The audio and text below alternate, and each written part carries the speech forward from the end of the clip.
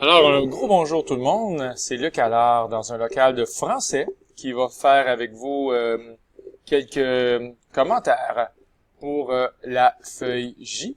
Alors, allons-y sans tarder. Ici, on donne le degré et le coefficient des monômes suivants.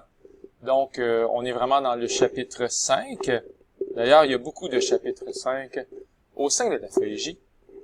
Alors, on n'oublie pas peut-être les pièges. Par exemple, ici, le coefficient, c'est bien moins 1/5. Alors, je l'encercle ici. C'est la fraction de moins 1/5. C'est toi le coefficient.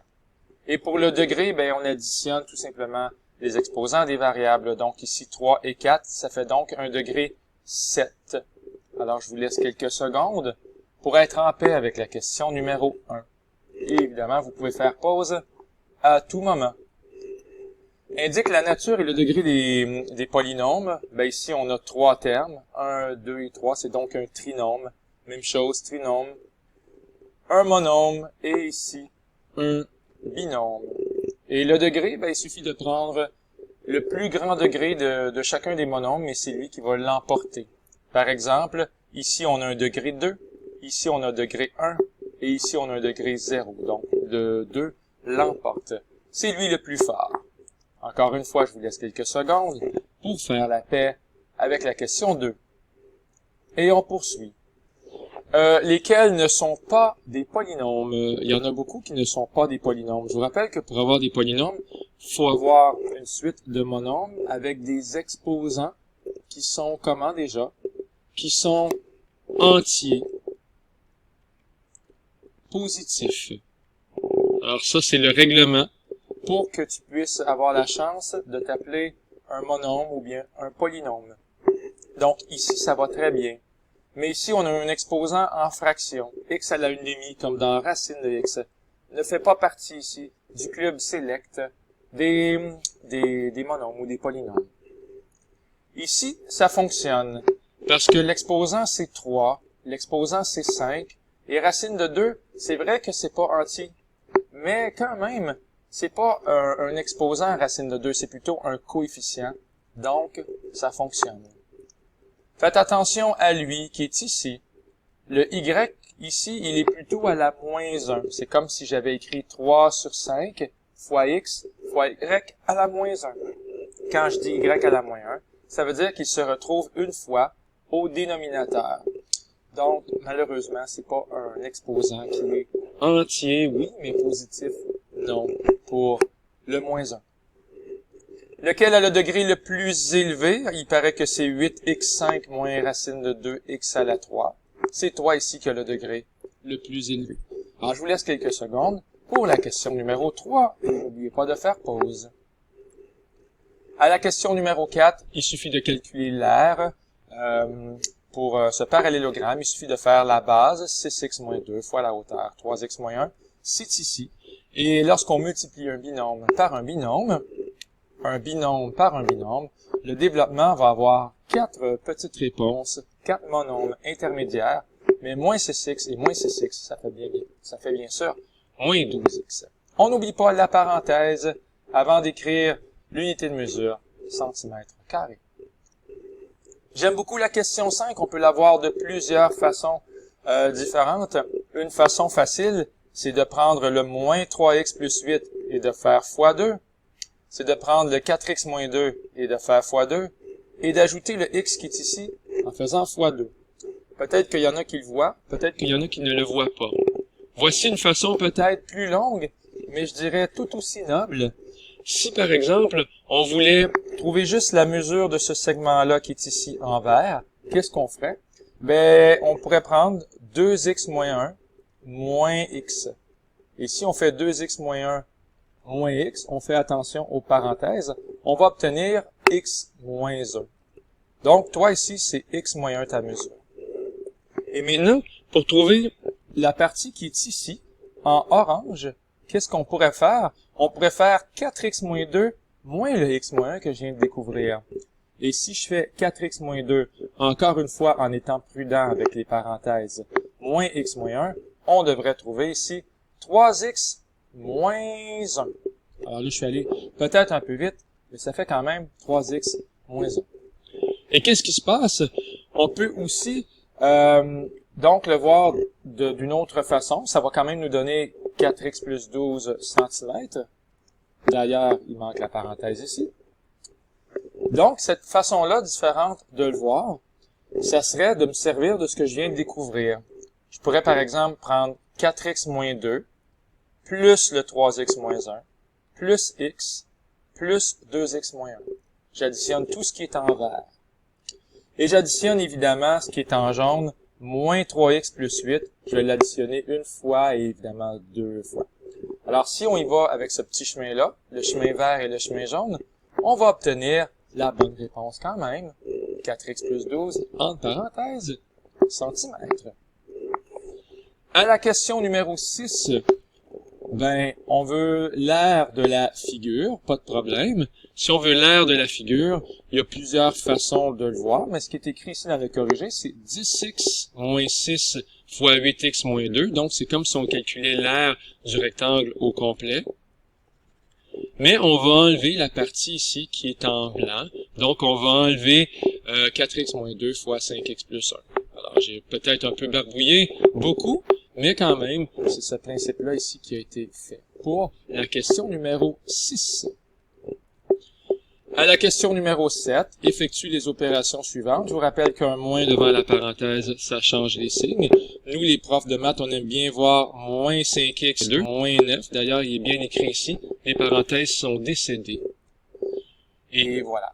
Comme ça, c'est propre. Et on fait moins d'erreurs souvent. Donc, la réponse, elle est là. On fait attention avec les fractions. Je pense que rendu en troisième secondaire, les fractions ne devraient plus nous faire peur. Par exemple, moins 4x plus x sur 2, moins 4 sur 1 x plus x sur 2, il faut les mettre sur le même dénominateur, ces monomes-là. Donc, ça va faire moins 8 demi-x plus 1 demi-x. Et bien sûr que moins 8 plus 1 va donner moins 7. Comme dans moins 7 demi-x, il est là, on l'accueille. Ici, on multiplie. Ça s'appelle la distributivité. C'est quand même assez simple. 6x2 fois 5x va donner 30x3. Et 6x2 fois moins 9 va donner moins 54x2. Alors, prenez votre temps pour accueillir la question numéro 7. Et la question numéro 7, il reste encore quelques relents ici, quelques restants. Donc, allons voir qu'est-ce qui se passe à E et à F. Lorsqu'on a un trinôme et qu'on le divise par le monôme, ici c'est 3x, on va prendre chacun des petits monômes ici, 1, 2, 3, et on va les diviser par le monôme 3x. Donc on a moins 27x à la 2 divisé par 3x. Ici on a 9x divisé par 3x. Et on a ici 36 divisé par 3x. En passant, lorsqu'on fait 36 ou bien moins 36 divisé par 3x, on peut simplifier 36 avec 3. Il va rester 12, comme dans moins 12. Mais le x va rester au dénominateur, moins 12 sur x. Il est là d'ailleurs. On le salue. À la question suivante. Donc, à la question numéro 8, le carré mesure 13 mètres de côté. Alors, si je prends par exemple ici, c'est écrit 2x, mais si je fais 13 moins 2x, ça va me donner la longueur ici de ce qui est en mauve. Donc, 13 moins 2x. D'ailleurs, on le voit ici apparaître. 13 moins 2x fait partie de notre vie. Dans l'autre dimension, on a, qu'est-ce qu'on a ici? On a y plus 3. Ici, on a y. Alors, si je reprends le 13 mètres de côté, et que je fais 13 moins 8 moins 8, ça va me donner ce qui reste pour le segment qui est en vert, c'est-à-dire la hauteur du rectangle A. On fait attention aux parenthèses. 13 moins y plus 3 moins y. On va donc avoir 13 moins y moins 3 moins y. Il va rester 10 moins 2y. D'ailleurs, il est là. Alors, lorsqu'on veut calculer l'aire du rectangle A, on va célébrer l'importance de 2x et de 10 moins 2y. Il est là. Ça nous donne ici un joli binôme. Pour le rectangle B, qu'est-ce qu'on va avoir? On va avoir ici, attention, on l'a pas calculé celui-là, mais la hauteur du rectangle B, ou la largeur, peu importe comment on l'appelle, ben ça va tout simplement être 13 moins y plus 3, le même y plus 3 qui est ici. On va obtenir 10 moins y. Alors, ça va être 10 moins y, on est toujours avec l'aire de B ici, 10 moins y fois ce qu'on a trouvé ici, qui était 13 moins 2y. Donc voilà, tout se retrouve là correctement. Je vous invite à faire pause pour la 12e fois de la vidéo et de voir un petit peu si vous avez les bonnes réponses. Question 9. Il suffit de faire l'aire du grand moins l'aire du petit, donc l'aire du grand rectangle, moins l'aire du petit rectangle.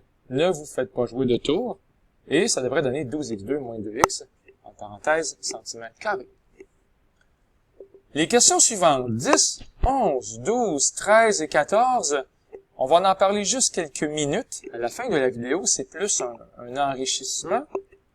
Je dirais pas que c'est un enrichissement, mais c'est pas de la matière. Il y a des bonnes chances qu'on ne l'ait pas vu encore. Tiens, disons ça comme ça. Allons tout de suite donc à la question 15. Résoudre, ça veut dire trouve la valeur de y. Ici, on est vraiment en deuxième secondaire. 3 fois 2y, 6y. 3 fois 1, 3, plus 25. Tout le monde est là au rendez-vous. Et bien sûr, on va avoir... Ah, c'est intéressant. 8 fois y est égal à 0. 8 fois un nombre est égal à 0. Bien évidemment, ce nombre-là, c'est 0. Alors, si vous remplacez y par 0 dans cette jolie équation, bien, ça va devenir quelque chose qui est vrai. Donc, ce qui est à gauche va égaler ce qui est à droite. Ici, faites attention au piège, je le vois tout de suite. Peu importe la façon dont vous vous débrouillez avec les fractions, par exemple, 3 sur 2 qui est devenu 36 sur 24, j'ai aucun problème avec ça. Mais on fait attention au moins devant cette parenthèse-là. Et donc, le 5y sur 4, ou bien si tu préfères le 30y sur 24, va devenir éventuellement moins 30y sur 24. D'ailleurs, le moins est ici. Le 24 est disparu parce qu'on a tout multiplié par 24. Ça va. Et on a ici un moins 2 ou un moins 12, mais étant donné qu'il y a un moins devant cette parenthèse-là, on va plutôt avoir un plus 12. Donc, il faut faire attention au signe. Alors, ça, c'est un conseil du coach important. Finalement, tiens, allons-y pour un exemple ou deux de factorisation. On n'a peut-être pas vu, mais si c'est écrit 4x2y moins 8x3y plus 12x2y2 et qu'on te demande de factoriser, c'est lui que je suis en train de faire. Factoriser, ça veut dire faire apparaître une multiplication. D'ailleurs, elle est là, la multiplication. On semblerait croire que 4x2y fois, parce que factoriser, c'est faire apparaître des fois, fois ce qui est ici, ça serait la même chose que ce qui est ici. Et c'est vrai en passant. Si je fais 4x2y fois 1, ben ça va donner 3 ici, 4x2y. Si je fais 4x2y fois moins 2x, on peut faire des flèches aussi. Donc, quand on va visiter le moins 2x, ça va faire moins 8x3y. Il est là. Et finalement, plus 3y, parce que si je fais 4x2y fois le plus 3y, on va obtenir effectivement 12x2y2. Il est là, on l'encercle, on le célèbre. Donc, factoriser, ça veut dire faire apparaître une multiplication. Il y en a qui sont difficiles là-dedans, il y a plus d'enrichissement peut-être à la question 14. Donc, lui, il est un peu plus, comment je peux dire ça, effrayant, mais ils sont pas tous effrayants.